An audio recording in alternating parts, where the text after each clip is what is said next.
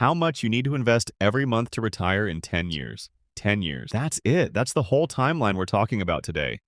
Not 30 years of grinding away at a job you tolerate. Not waiting until you're 67 to finally get your life back. 10 years, 1 decade. The same amount of time it takes most people to pay off a car loan. Twice. And here's the thing that genuinely messes with people's heads when they first hear this. Retiring in 10 years isn't some fantasy that only applies to Silicon Valley tech bros who cashed out stock options, or people who inherited a pile of money from a distant relative they never met. It's a math problem. A very real, very solvable math problem. And like most math problems, once someone actually walks you through it clearly, you look at it and think, okay, I actually understand this now. This is possible. But here's the part that gets uncomfortable. Most people who say they want to retire early, who genuinely feel it in their chest when they imagine not having an alarm clock, not answering to anyone, not trading their best hours every day for a paycheck. Most of those people have never actually sat down and figured out the number, the real number, the monthly number, the "this is exactly what I need to be doing right now" number. And without that number, the dream stays a dream. It floats around in the background of your life, just out of reach, never quite becoming a plan. My name is Jack, and I've spent more time than most people would consider reasonable obsessing over financial independence, the psychology of early retirement, and why some people actually pull it off while others spend their whole lives saying someday. And what I keep finding, every single time, is that the difference almost never comes down to income or luck. It comes down to clarity. The people who retire early knew their number, they built toward it on purpose, and they started before they felt completely ready. So today, that's exactly what we're doing. We're going to figure out your number. We're going to talk about what it actually takes to retire in 10 years, month by month, decision by decision. And by the end of this, you're going to have a framework that's real enough to act on. Let's get into it. 1. What retire in 10 years actually means. Okay, first, let's make sure we're all talking about the same thing, because retirement means very different things to very different people. And getting clear on what you actually want is step 1 of figuring out what it costs. For some people, retirement means never working again.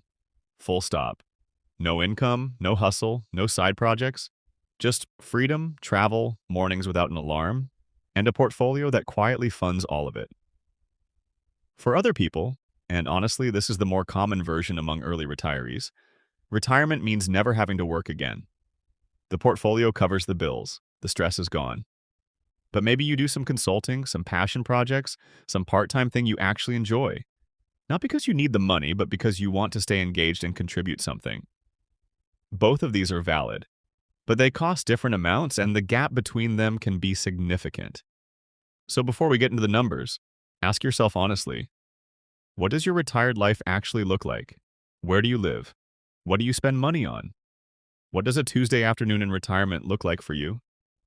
Because the answer to those questions determines your retirement number, the total portfolio size you need to make it work. And your retirement number determines your monthly investment target.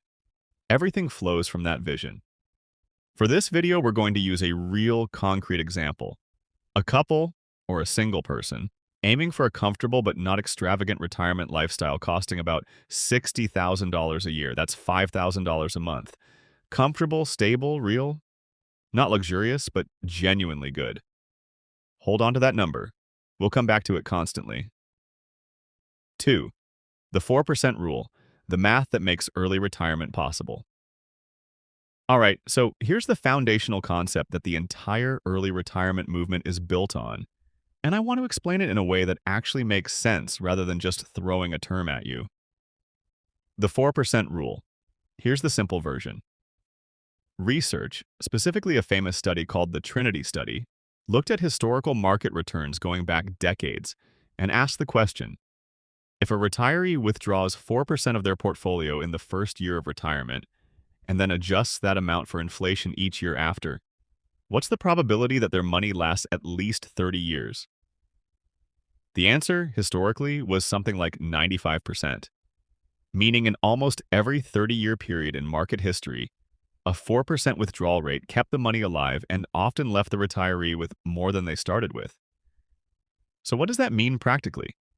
It means your retirement number, the total portfolio you need, is simply your annual spending divided by 4%. Or if you want to think about it differently, it's your annual spending multiplied by 25. For our example of $60,000 a year in retirement spending, you need a portfolio of $1.5 million. That's it. $60,000 divided by 0.04, or $60,000 times 25. $1.5 million. That's the target. Now, there's one important caveat I want to be honest about. The 4% rule was designed around a 30-year retirement. If you're retiring at 45 and plan to live to 90, you're looking at a 45-year retirement. That's longer, which means you might want to be a little more conservative, maybe a 3.5% or even 3% withdrawal rate, which pushes your target number up a bit. But for the purposes of this video, and for someone retiring in their early to mid-50s, $1.5 million at 4% is a solid, well-researched target. So the question becomes, how do you build $1.5 million in 10 years? 3. The monthly number. What the math actually says. Okay, here's the part most people come to this video for. And I want to be real with you, Sai. This is where it gets both exciting and humbling, depending on where you are right now.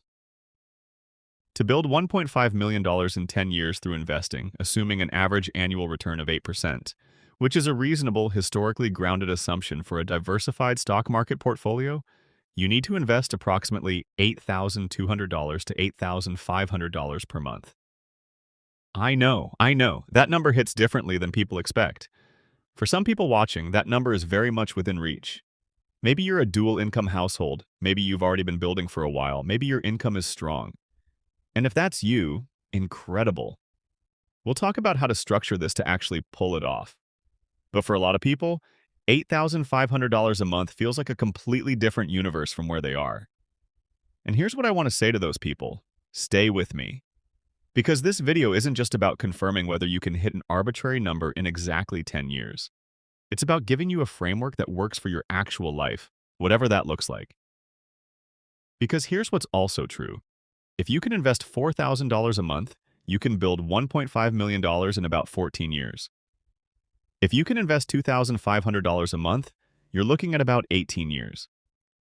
If you can invest $1,500 a month starting right now, you're looking at a 23-year runway to the same destination.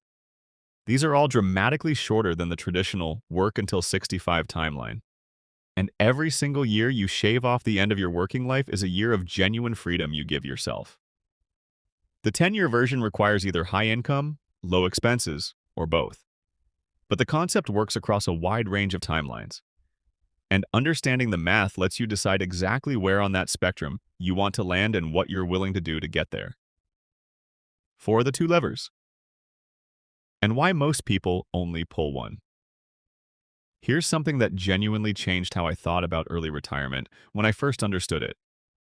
There are only 2 levers that control how fast you get there. Your savings rate, meaning how much of your income you invest each month, and your spending in retirement, meaning how much your retired life actually costs. Most people only ever think about the first one. I need to earn more and save more. And yes, that's part of it. But the second lever, your retirement spending, is arguably more powerful and people almost never optimize for it. Here's why. Every dollar you cut from your monthly retirement spending does 2 things simultaneously. It reduces the size of the portfolio you need to retire, and it frees up $1 per month you can now invest instead of spend. It works from both ends at the same time. Let's make this concrete. Say you're currently planning on $60,000 a year in retirement, and you decide, actually, we could genuinely be happy on $50,000. That one decision, $10,000 less per year, drops your required portfolio from $1.5 million to $1.25 million. That's $250,000 less you need to accumulate. And if you make some lifestyle adjustments now that reduce your current spending, freeing up another $500 or $800 a month to invest, you're hitting from both sides. The timeline compresses faster than most people expect. Geographic arbitrage is a real version of this. Some early retirees move to lower cost of living areas, either domestically or internationally, and find that $40,000 a year funds a genuinely rich, full life. That drops the required portfolio to $1 million. The math becomes almost shockingly achievable at that point. I'm not telling you to move to a country you don't want to live in. I'm telling you that spending assumptions are not fixed. They're choices, and choices can be changed. Find where to put the money, the right accounts in the right order. All right, so let's say you've got your number, you've got your monthly target, you're ready to actually start building. Where does the money go? Because this matters more than most people realize. Not all investment accounts are created equal, and putting money in the wrong place can cost you a significant amount in taxes over a 10-year period. Here's the order that makes the most sense for someone on an aggressive 10-year retirement timeline. First, capture every dollar of your employer's 401k match. This is non-negotiable. It's an instant 50 to 100% return before the market does anything. If your employer offers a match and you're not capturing all of it, you are genuinely leaving free money on the table every single paycheck. Second, max out your Roth IRA. In 2026, that's $7,000 per year, about $583 a month. The Roth IRA grows completely tax-free, and when you retire, withdrawals come out without a single dollar going to the government. Over 10 years of maximum contributions plus growth, that account alone becomes a meaningful piece of your retirement portfolio. And the tax-free nature of it becomes increasingly valuable as your portfolio grows larger. Third, go back to the 401k and max it out. The 2026 limit is $23,500 per year. That's pre-tax money, meaning your taxable income drops by every dollar you contribute. It's a significant tax break right now and a powerful compounding vehicle for the next 10 years. Fourth, everything beyond those limits goes into a taxable brokerage account. No contribution limits, no restrictions on when you can access the money, which is actually especially important for early retirees who need to access funds before the traditional retirement account age of 59 and a half. The combination of these four accounts, used together strategically, is the vehicle that gets you from here to financial independence in 10 years. The accounts are just buckets, but putting the right money in the right bucket in the right order dramatically affects how much of it you actually get to keep. 6. The income side, because saving alone might not be enough. Hey, before we get into this next part, quick, genuine moment. If this video is helping you think about your future differently, if you're actually doing the math in your head right now and seeing a path you didn't see before, it would mean a lot if you subscribed. Seriously, it takes 2 seconds, it costs you nothing, and it helps this channel keep making exactly this kind of video. Hit subscribe and let's keep going, because this next part is honestly one of the most important pieces of the whole conversation. Okay, income. Let's be real about something. The monthly investment number we talked about earlier, $8,200 to $8,500 to retire in exactly 10 years, that's a lot of money to be investing. And for most people, getting there requires not just cutting spending, but actively growing income, often aggressively. The math is simple. If you're making $70,000 a year and you live on $40,000 of it, you have $30,000 to invest, about $2,500 a month. That gets you there in around 18 years, not 10. To get to the 10-year timeline on a single income, you probably need household earnings somewhere north of $150,000 to $200,000, combined or individual, with disciplined spending and a high savings rate. For dual-income households, this becomes significantly more achievable. 2 people each earning $80,000 to $100,000, living on one income and investing the other, that's a path that genuinely gets you to the 10-year finish line. So, how do you grow income fast enough to make this work?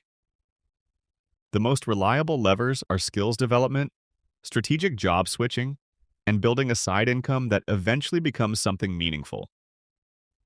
The research on this is pretty consistent. People who switch jobs every 2 to 3 years and negotiate aggressively at each move typically outpace people who stay loyal to one employer by a significant margin over a decade. There's also something worth saying about the 10-year mindset specifically. When you know your exact target and your exact timeline, something shifts. You start evaluating every career decision, every raise negotiation, every side project through the lens of, does this get me closer to that number faster? That clarity changes behavior in ways that gradually, meaningfully compound over 10 years. Income growth isn't separate from the retirement plan. For most people, it's one of the most important chapters of it. 7. The market reality. What happens if returns aren't perfect? Okay, I want to spend a minute being genuinely honest with you about something, because I think you deserve that more than you deserve a perfectly polished sales pitch. The 8% average annual return we've been using, that's a historical average. It's real and it's well documented, but average doesn't mean consistent. Some years the market is up 25%, some years it's down 30%. The path from here to $1.5 million is not a smooth upward line. It's a jagged, sometimes terrifying, always ultimately upward line, if you stay in it long enough and don't panic when it dips. In a 10-year window, you will almost certainly experience at least one significant market downturn. Maybe two. The market could be down 20 or 30% at some point during your accumulation phase. And in that moment, when your portfolio drops from $800,000 to $560,000 in what feels like the blink of an eye, the psychological pressure to do something, to move the money somewhere safer, will be enormous. Here's the thing, though. That downturn, if it happens while you're still investing, is actually working for you. Every monthly contribution you make while the market is down buys more shares at lower prices. And when the market recovers, and historically it always has, those extra shares all go up in value. People who stayed invested through the 2008 crash, through the 2020 COVID drop, through every other scary moment in market history, they came out ahead of the people who moved to cash until things calmed down. The sequence of returns matters, and one of the smartest things you can do as you approach your 10-year finish line is gradually shift a portion of your portfolio into slightly more conservative holdings. Bonds, dividend stocks, some cash cushion, so that a bad market year in year 9 or 10 doesn't gut your retirement date. 10 years is aggressive. It requires resilience. But it's built on real math and real history. And the people who pull it off aren't braver or smarter. They're just more prepared for the emotional reality of the journey. 8. The lifestyle design question. Nobody asks. Here's where I want to go a little sideways for a second, because this is something I think about a lot, and I don't see it talked about enough. Most of the conversation around early retirement is financial, which makes sense. Money is the mechanism. But the question that actually determines whether early retirement makes you happy, genuinely, deeply happy, is a lifestyle question, not a financial one. What are you retiring to? Because here's what the research on early retirees consistently shows. The ones who find it fulfilling, who look back after 5 or 10 years and say it was absolutely the right call, they had an answer to that question before they stopped working. They had something to move toward. Passions, projects, relationships, contributions, adventures. A sense of purpose that wasn't dependent on a job title. The ones who struggle? Often retired from something without having something to go to. And what sounds like paradise in theory, no schedule, no obligations, total freedom, can start to feel unmooring and empty without some structure and meaning woven through it. I'm not saying this to dampen the dream, I'm saying it because the financial plan and the life plan need to be built together. What does your retired Tuesday actually look like? What do you do at 10 in the morning when there's nothing you have to do? Who do you spend time with? What problems do you work on just because you care about them? If you can answer those questions with some genuine specificity and excitement, the 10-year plan isn't just financially sound. It becomes genuinely worth building toward. And that motivation, knowing exactly what you're running toward, not just what you're running from, is honestly what keeps people consistent through the years when the investing feels slow and the finish line still feels far away. 9. A real-world breakdown. Let's run the numbers for different incomes. Okay, let's get practical and specific, because I think it helps to see how this actually maps to real income levels.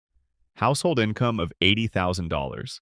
Living on $50,000, investing $30,000 a year, about $2,500 a month. At 8% returns, you hit $1.5 million in roughly 18 years. Not 10, but dramatically less than 30. And if you reduce retirement spending to $45,000 a year, dropping your target to $1.125 million, you're looking at around 14 to 15 years. Household income of $120,000. Living on $60,000, investing $60,000 a year, $5,000 a month. At 8%, you reach $1.5 million in approximately 12 to 13 years, getting close to 10. With some lifestyle optimization and a slightly lower retirement spending target, the 10-year mark becomes very realistic. Household income of $180,000 or higher, living on $70,000, investing $110,000 a year, roughly $9,000 a month. You hit $1.5 million in right around 10 years at 8% returns. This is the income level where the 10-year timeline becomes genuinely achievable without heroic sacrifice. Dual income household, each earning $75,000. Live on one income, $75,000, invest the other. $75,000 a year, about $6,250 a month. At 8%, you reach $1.5 million in about 11 to 12 years. With some additional income growth or lifestyle trimming, 10 years. That's it for today's video. Hope you enjoyed and learned. Please give a subscribe and like. Thank you.